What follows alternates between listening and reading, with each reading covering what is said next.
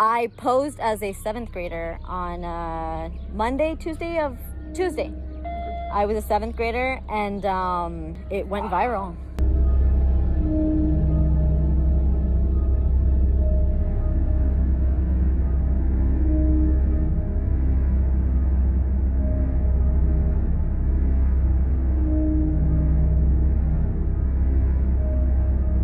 So when we send our kids to school, it's always supposed to be a safe place. Somewhere where you can leave your kids in the trusted hands of teachers that nothing will happen to them. But in this day and age, with a lot of school shootings going on, cyberbullying, or just regular bullying in general, it's hard to know if the school that your kid goes to is an actual safe space whenever you're not around. Well, this mother wanted to put that to the test and impersonate her daughter and go to her school for a day to see if anyone would even notice. So a Texas mom named Garcia pretended to be her daughter as a way of pushing for better school security.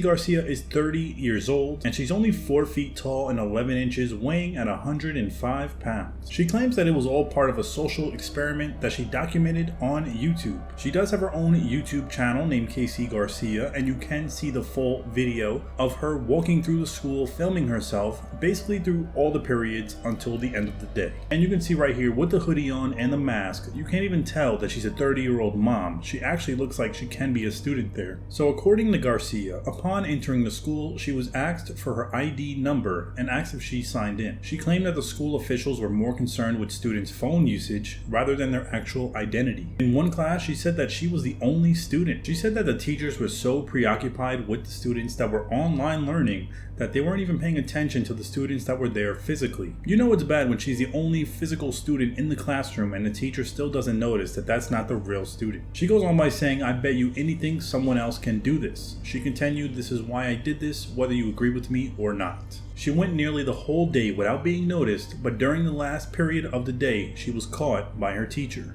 She made it all 7 periods until the teacher asked if she can stay after class, where the teacher looked at her and said, "You're not Julie," and realizing that it wasn't the actual student. Garcia replied that no, she's not Julie. She took off her mask and her glasses and said that she's Julie's mom. And then the teacher asked why. Garcia said the teacher was really mind-boggled, like she had no idea what the hell just happened. Garcia told the teacher that it was for a social experiment and she wanted to see if she can make it the entire day without anyone noticing. She continued to say she did this to prove a point. She proved that she can get through the public school system. She ate lunch without a mask on, talked to other students, other teachers, and nobody noticed. She did apologize to the school for the whole operation. She did say that, "I'm sorry that it had to be that specific school district.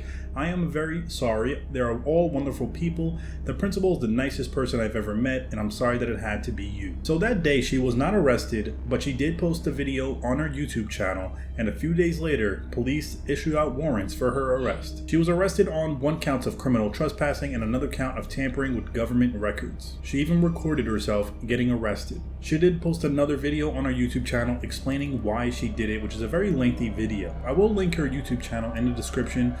It seems like she doesn't post much, only like 6 videos in total on her channel, last one being about 6-7 months ago. And the video of her impersonating her daughter was the most viewed video on her channel. But I will say she did prove a point how easy it is to actually get into a school without really anyone noticing if they're not paying attention. Which brings up her point of her school needing better security, and this sure would raise some concerns, and I'm sure they're going to do a lot of changes to make sure that this never happens again. Because as we know, if this wasn't a mother and instead was someone with a gun planning to shoot up a school, he had all day to plan, get the layout of the school, and it could have been much, much worse. So let me know in the comments, do you think what she did was wrong, or do you think it was necessary in order to improve school safety? If you guys enjoyed this video, hit that thumbs up. If you want to see more videos like this, make sure you subscribe to the channel, and I hope to see you guys next time.